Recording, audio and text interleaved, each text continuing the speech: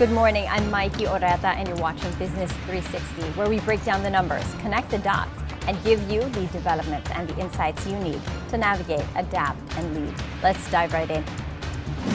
Government debt payments drop in the first 7 months of the year, giving public finances some breathing room. Blacklisted contractors are officially barred from joining future government bids as the state cracks down on anomalous projects. President Marcos steps up protection for Filipino workers in Cambodia amid growing reports of abuse and trafficking. All that and more coming up. Let's start with how global financial markets performed last Friday. Wall Street finished slightly lower as investors balanced economic worries against optimism for upcoming Federal Reserve rate cuts. The weakness followed data showing U.S. job growth sharply slowed in August. Part of the concern with stocks here has been, is the economy in a little bit worse shape than we thought? So I think that's the concern, obviously, with jobs being a weak number. I think people are concerned about that. They're excited about getting the cut or cuts, and now they're realizing, well, maybe getting cuts is not a great thing. Maybe we are in a little bit of trouble. There are definitely positive signs in this market. However, some stocks are rallying today because there are individual pockets of strength. I think investors need to seek those out. And, I wouldn't necessarily say this is going to be a long-term trend downward, but I think people are repositioning. I think most of the street has been negative. They've been short S&P futures. They've been short Russell 2000 futures. So I think when I look at those, I think most of the street now, you might see some buying opportunities because a lot of institutions are playing catch up to the retail investor this year. The Dow Jones Industrial Average fell by about 0.5%, the S&P 500 lower by 0.3%, and the Nasdaq flat with a slight downward bias. Over in Europe, markets also ended lower. London's FTSE 100 lower by 0.1%, Germany's DAX lower by 0.7%, and France's CAC 40 lower by 0.3%. The government is paying less to service its debt this year, but the relief may be short-lived. From January to July, the state shelled out 876.164 billion pesos. Data from the Bureau of Treasury shows this is 35.76% lower than the 1.367 trillion pesos paid in the same period last year. The drop comes as amortization eases, but economists warn upcoming large bond maturities could push payments higher again. A crucial risk as national debt heads toward 19 trillion pesos by 2026. And from debt payments to debt markets, government securities ended mixed as investors stay on the sidelines ahead of the key U.S. and Philippine economic data releases. The PHP Bloomberg Valuation Service data as of September 5 shows average GS yields down 0.92 basis points week on week. At the short end, Treasury bill yields slide across all tenors.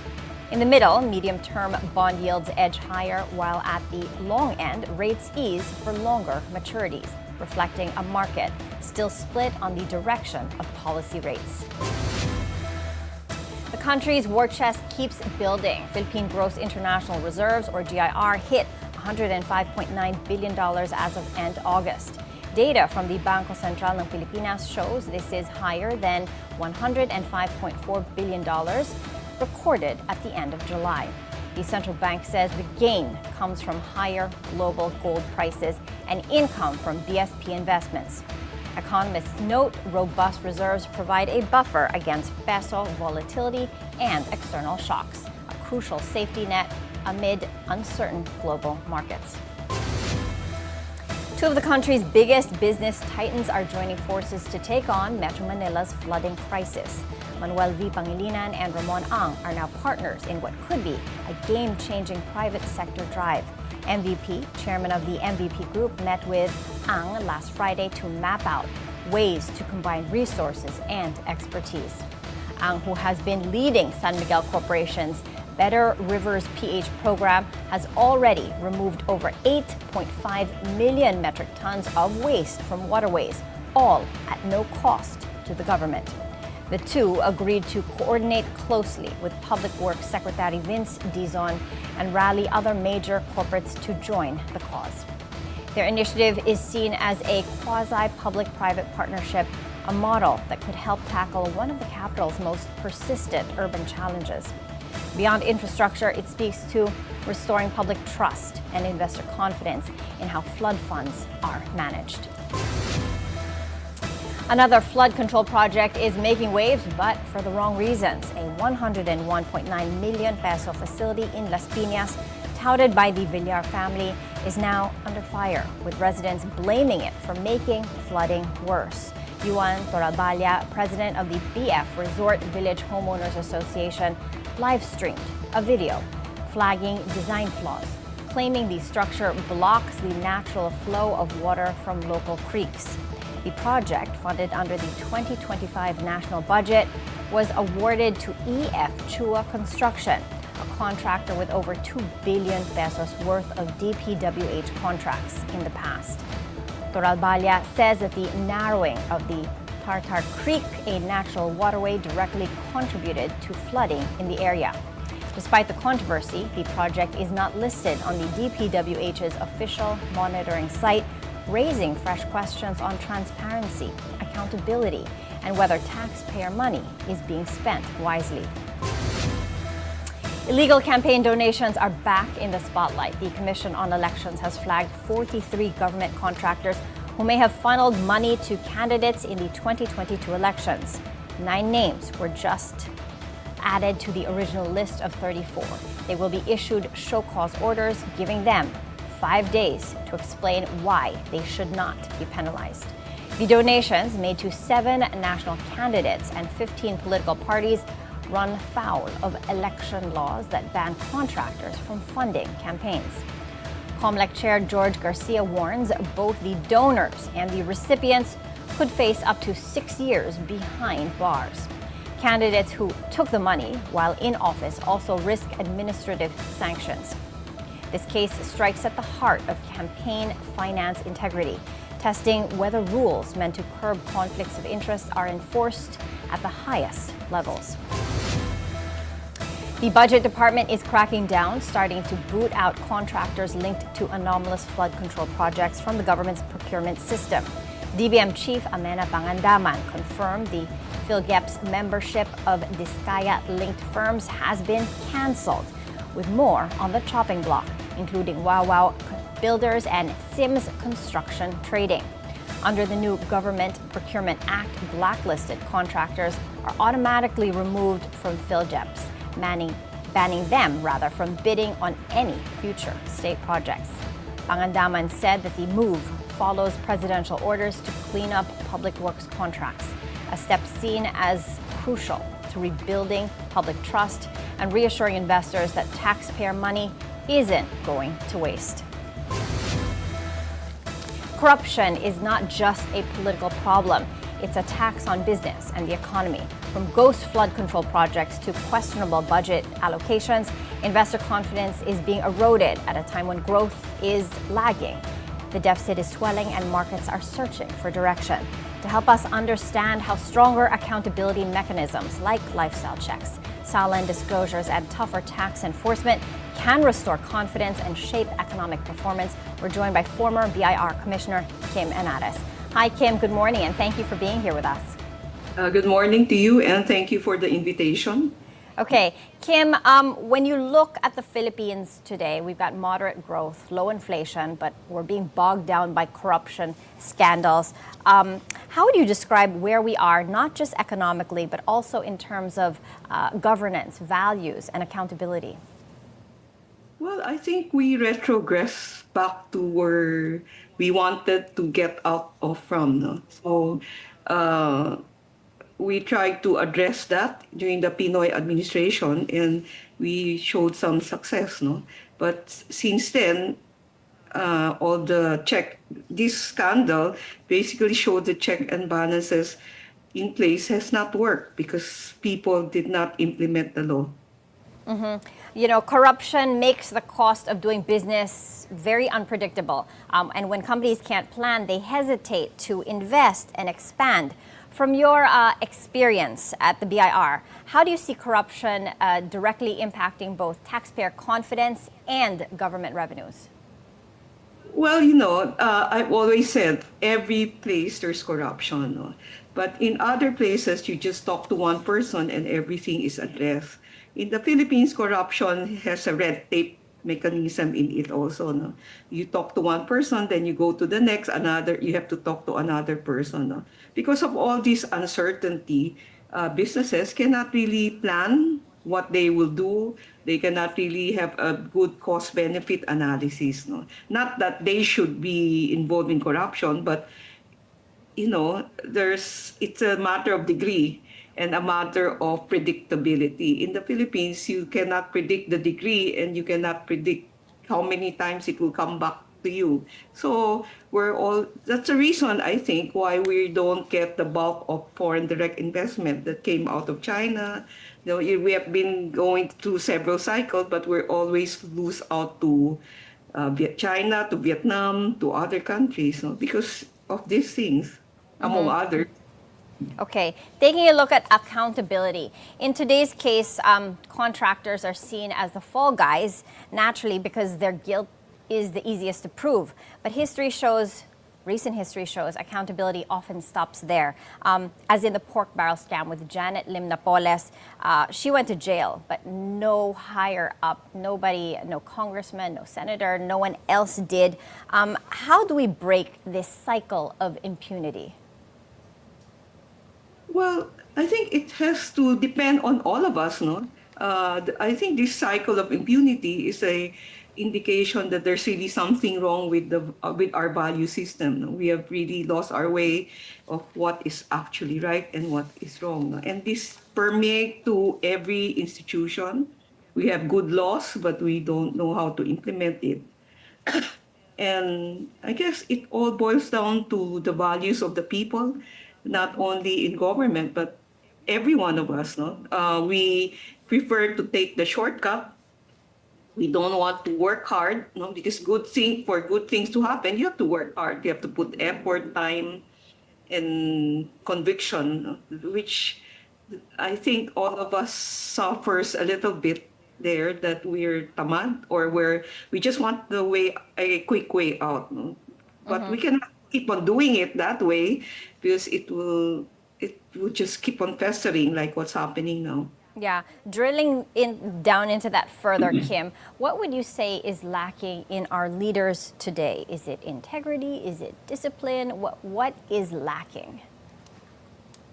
It seems like we lack love for our country. I think it all emanates from that. No?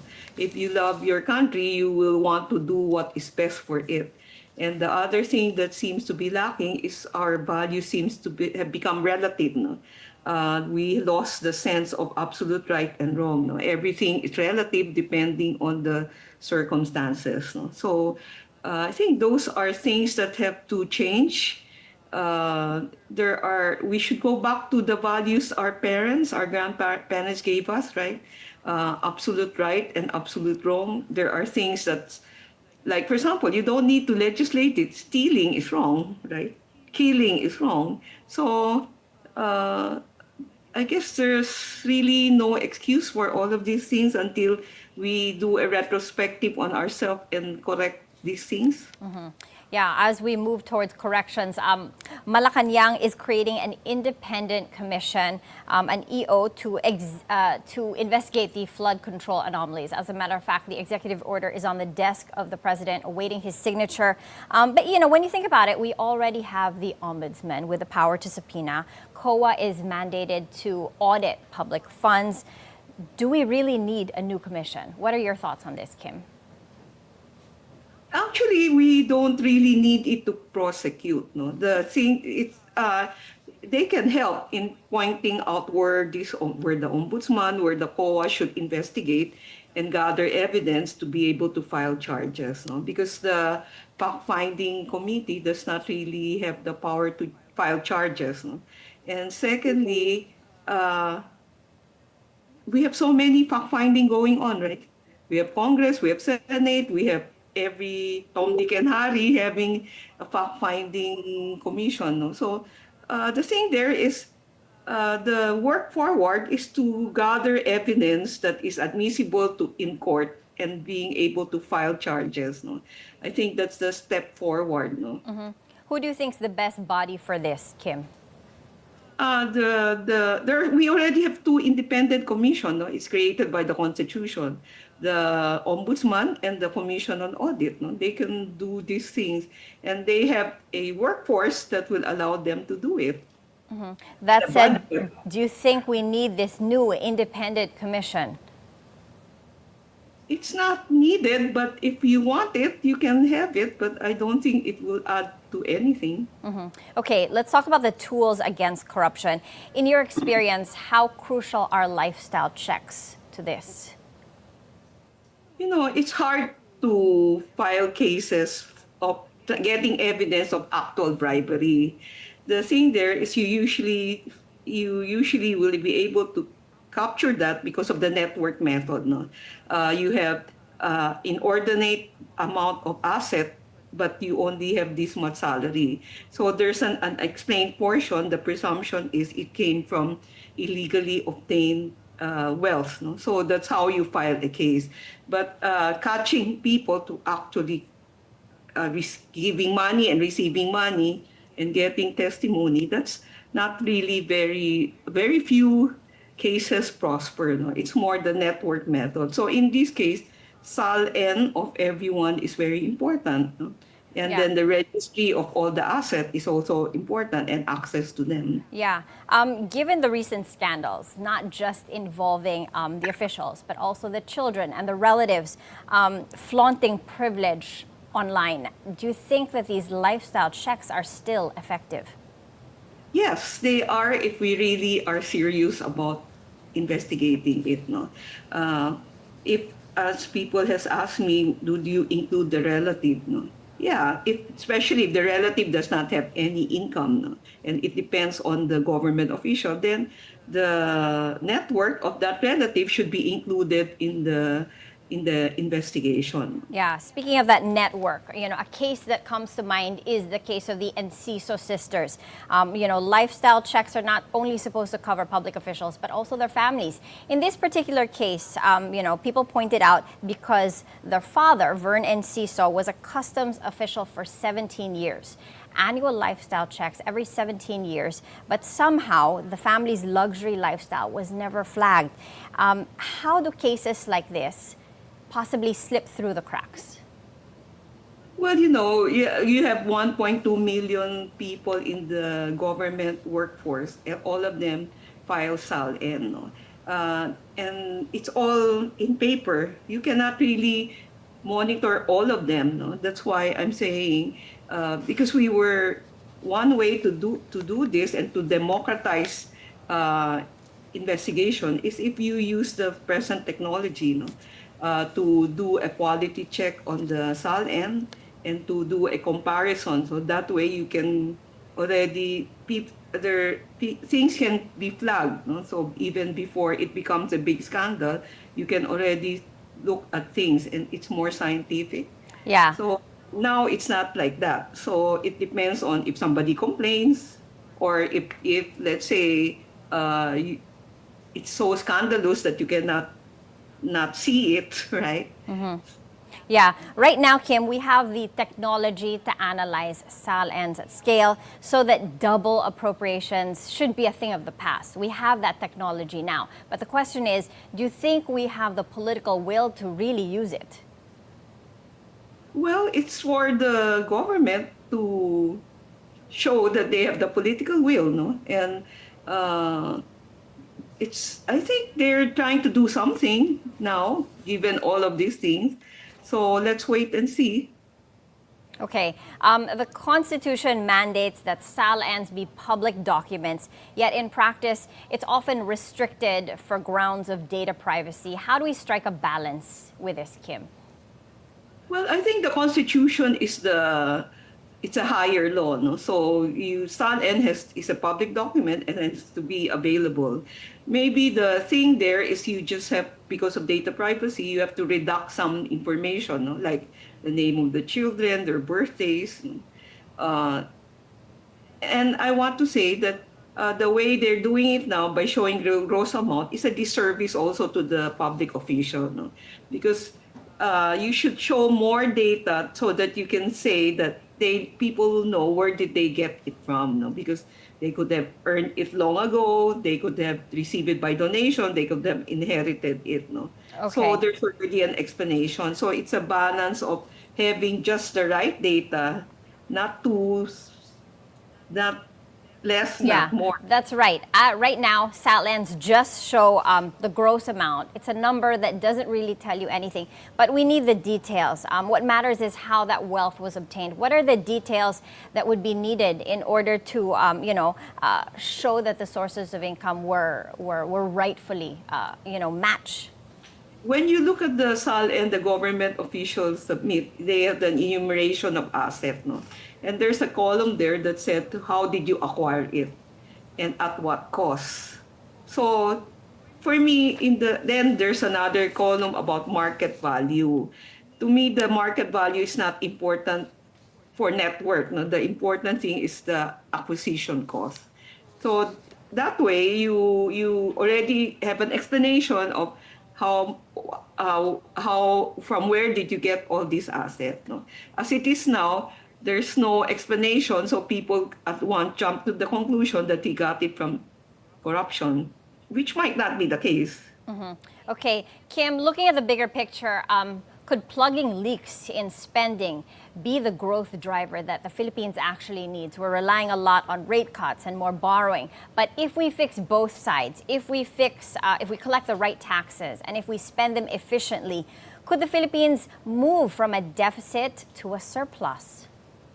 Actually, that was the position we had during the Pinoy administration. No? It's collecting the right taxes and making sure expenditures are spent properly. No? And because of this, I think we have proven that it can work. No? During the time of the Pinoy administration, we had credit upgrades to investment grade, which had not been upgraded since. No? So I think that's the best evidence of how it could have been done. And although there's always other things, no? And the other thing is there's nothing wrong in borrowing if we spend the money correctly. If we spend the money into projects that will produce jobs, that will produce revenue, then that's fine.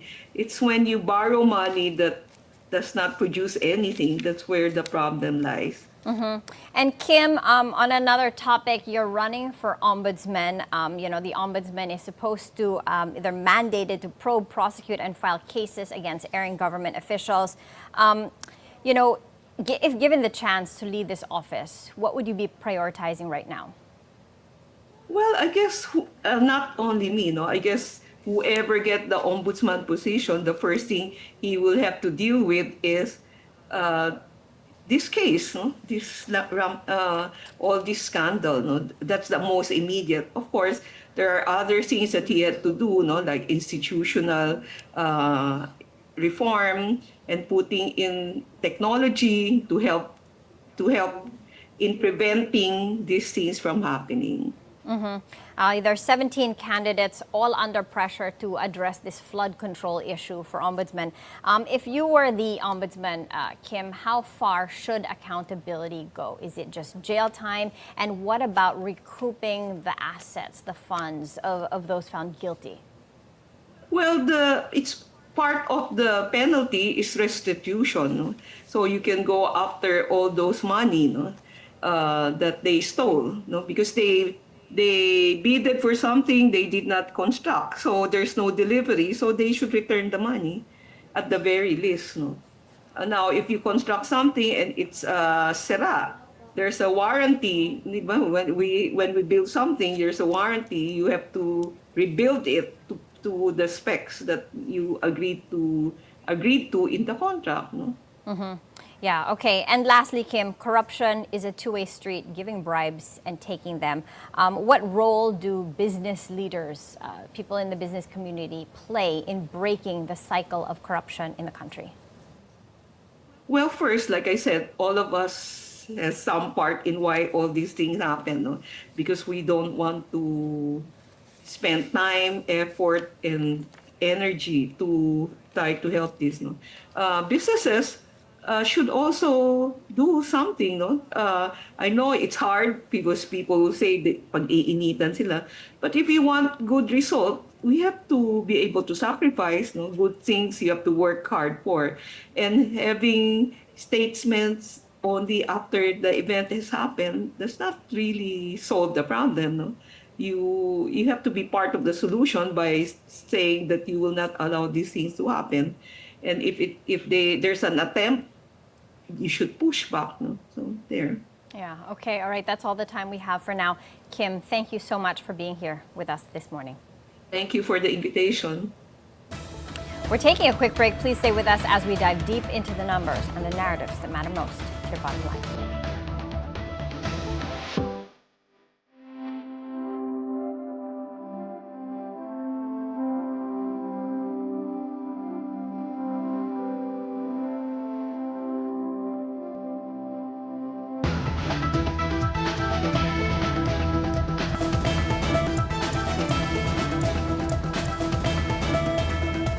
Welcome back. Let's check on how Asian markets are doing this Monday morning as investors weigh regional trends and local drivers. Right now, the Nikkei 225 is sharply in the green, up by 1.4%. Hong Kong's Hang Seng Index up, not by as much, up by just 0.1%. Shanghai's Composite in the red, down by 0.1%. And Singapore Straits Times Index in the red as well, lower by 0.2%. Now, here at home, the PSE index closed last week in the green, up for a second straight session as investors welcome data showing inflation remains low, even after picking up to 1.5% in August from a record low of 0.9% in July. On Friday, the main index rose 0.7% to 61.49. Trading volume reached 2.27 billion shares, worth just under 6 billion pesos.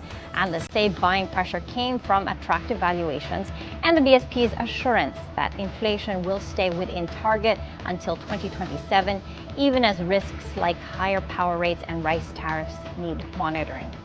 Now, with the PSE index at 61.49, traders now see 6,000 as support and 6,200 as resistance. Still, with inflation seen staying within target until 2027, investors say the market has room to breathe. Taking a look at the main gauge right now, as of 10:36, the PSE index is in the red, lower by 0.2% to 61.37. The broader all shares index, however, is in the green, up by 0.1% to 36.95. Taking a look at the sub-indices, we're looking at a mixed picture. The financials, holding firms, and property counters are in the red, while the industrial, services, and mining and oil counters are keeping those losses limited. Total volume right now is at 171 million shares, valued at a little over 1 billion pesos. Now, the index may be down, but confidence is building. Market breadth is positive. We've got 85 advancers and 68 decliners, while 42 stocks remain unchanged. Taking a look at the currency markets, the peso opened at 56.78 against the dollar, up from its previous close of 56.92. Now, Philippine Stock Exchange President and CEO Mon Monzon is warning the youth, don't gamble away your future. Invest it. He urges Filipinos to put their money into the stock market instead of gambling it online. Monzon says that the local exchange is partnering with the Commission on Higher Education to roll out financial literacy programs nationwide. He stresses the need to shape young people's mindset before they start earning and spending disposable income. He adds that improving financial literacy is crucial if the Philippines wants a deeper, more resilient capital market, one driven by long-term investors rather than on speculative bets. On the corporate front, SM Supermalls is expanding its footprint in China with a new mall set to open in Xiamen next month. President Stephen Tan says the upcoming shopping center will be a medium-sized mall covering about 60,000 square meters. It will be the company's 9th mall in China and its 2nd in Xiamen, a strategic hub for trade and tourism. Tan adds that another SM mall in China is expected to rise in the next few years, signaling the group's long-term bet on the world's 2nd largest economy despite global uncertainties. PLDT shares slid last week as investors sought clarity on the new Konektadong Pinoy Act. The telco giant was the seventh most traded stock of the week, with 869,470 shares worth nearly 981 million pesos changing hands. PLDT closed at 1,125 pesos per share, down 2.9%. Underperforming both the service sector's 0.4% gain and the PSE index's 0.1% drop. The Konektadong Pinoy law, which seeks to expand internet access through deregulation, automatically lapsed into law last month and is now awaiting final implementing rules. Market watchers say the stock could stay under pressure until the rules are clear, highlighting the uncertainty telcos face as regulation shifts in the highly competitive data market. Now, the road to high income status is long and steep, and the Philippines may need decades of strong, sustained growth to get there. Economic Planning Secretary Arsenio Balisacan warns that pandemic scarring and global uncertainties could delay the country's progress. He notes that worldwide, it takes a median of 23 years for a country to move from middle income to high income status. Since 1990, only 35 economies have made that transition, underscoring the daunting challenge ahead for the Philippines. Economists say breaking out of the middle-income trap will require massive investments in productivity, infrastructure, and human capital, with policy consistency key to attracting long-term investors. On another front, bringing power to every Filipino home comes with a hefty price tag. The Philippines will need up to 70 billion pesos to achieve full electrification by 2028. Energy Secretary Sharon Garin says next year's proposed budget sets aside just 5 billion pesos, a fraction of what's required. Still, she insists that the government is on track to meet the target within 3 years, banking on multiple funding sources. Efforts in partnership with the National Electrification Administration will prioritize far-flung areas in Mindanao, where energy access remains patchy and electrification is seen as key to spurring local development. We're taking a short break. Business 360 will be right back.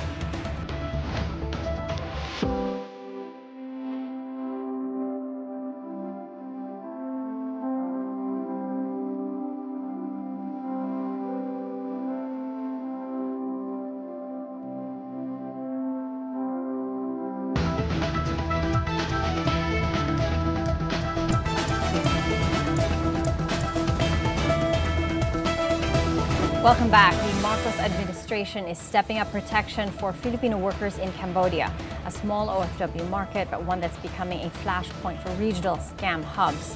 The case highlights bigger risks across Southeast Asia and raises questions about the government's ability to safeguard millions of workers worldwide. Philippine ambassador to Cambodia, Clarida Ann Camille Mayo, says the number of Filipinos forced into scam hubs has more than doubled, from at least 80 last year to 180 so far in 2025, calling the situation alarming. President Ferdinand Marcos Jr. vows to strengthen safeguards, instructing migrant workers, Secretary Hans Kakdak, to open an office in Cambodia, a move he calls a way of giving back to OFWs for their sacrifices. The announcement comes as Marcos arrived in Cambodia on Sunday for a 3-day state visit, his second trip to the country since becoming president, with migrant protection now a central agenda item. The Bureau of Immigration is defying a court order, standing firm on its decision to detain Chinese businessman Chen Hongzhen, also known as Joseph C., despite a ruling for his release. The Taguig Regional Trial Court Branch 221 had earlier granted a habeas corpus petition citing lack of jurisdiction and ordered his release. But Immigration Chief Joel Anthony Viado says they will continue to hold Chen, pointing to biometric records linking him to a previously registered alien. Chen was arrested last month for allegedly misrepresenting himself as a Filipino citizen. His legal counsel argues the BI has no basis to detain or deport him, saying the court has already affirmed his Filipino citizenship. On another front, there's no turning back. The NAIA terminal fee hike takes effect this month. And with holiday travel about to surge, the question is, how much more will passengers have to shoulder? And what does it mean for tourism and spending? Our mobility correspondent G. Baroga has that story. Despite some pushback, the new terminal fee rates, or what's officially called the passenger service charge at NAIA, will take effect starting September 14. The increase is being rolled out by New NAIA Infracorp or NNIC, the airport's new private operator led by ultra-bilyonaryo Ramon Ang. According to the company, which has been handling NAIA's maintenance and operations for almost a year now, this is the first terminal fee hike in 2 decades. This isn't just a private sector decision. The hike is government mandated under a directive from the Manila International Airport Authority, approved by the DOTR and reviewed by government advisor Asian Development Bank. It's all part of the public-private partnership aimed at upgrading and modernizing NAIA. When rallies staged a protest outside the San Miguel Corporation office, here's what RSA had to say. Bakit di kayo nag-rally nung tinaasan yung rate ng Clark to 900 pesos? Yung Cebu Mactan, 1,000 pesos. Yung Bohol, yung lahat ng airport tumaas na, pati Kalibo. Bakit ito hindi pa tumataas, nagra-rally na kayo? O ano ibig sabihin nun? Di ba, meron nag-convince sa kanilang magsalita ng ganun. Let's break down the numbers. NAIA's current terminal fees remain the lowest compared to other airports in the country. With the increase, NNIC says it will just match them and still be among the most affordable in Asia. Based on NNIC's latest comparison, domestic terminal fees range from 315 to 365 pesos, which means NAIA's 390 pesos is just 25 to 75 pesos higher. For international travel, Mactan Cebu Airport charges the highest fee in the country at 1,030 pesos. Meanwhile, NAIA's 950 pesos remains lower than fees at major Asian hubs, including Singapore, Bangkok, and Haneda. But what does this mean for travelers? Chalon Toc del Rosario, PRO of the Philippine Travel Agencies Association and president of Geron Travel and Tours Corporation, says it's not really a matter of good or bad. It's really about how the usage will be. We are pretty much all okay with the increase, and we understand the need for it to be able to fund facilities, improvements. But of course, at the end of the day, people just want to see it applied and really used well. She points out some early improvements like better facilities and the removal of X-ray machines at NAIA entrances. But she hopes to see more changes soon, including better terminal connectivity, wider spaces, and improved services across the board. And even with the extra costs, Pinoys are still packing their bags. While the revenge travel craze of 2023 is starting to settle, the travel sector is still going strong. Travel is one of those things that is part of an experience that people are always willing to spend. So will 390 or 950 pesos in terminal fees stop Filipinos from flying? Not likely, especially now that the holiday season is just around the corner. Del Rosario's travel tips for the bare months crowd. Plan early, book with trusted accredited travel agents and airlines, and if something feels off, don't stay quiet.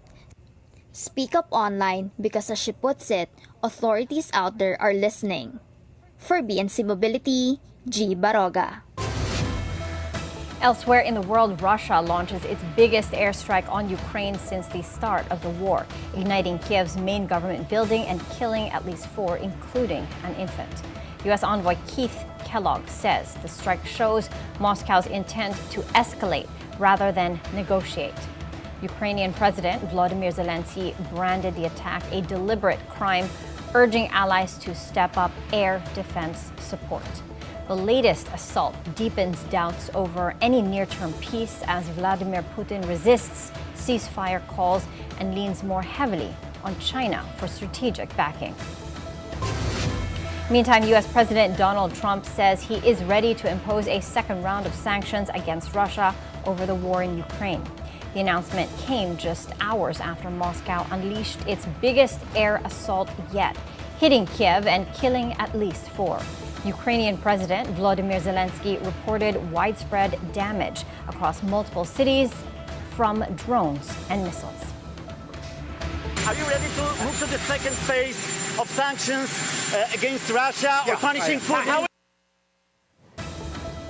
Still on Trump, U.S. President Donald Trump is defending his decision to deploy National Guard troops to Chicago to address crime. Trump says that the troops are not going to war only to clean up the cities.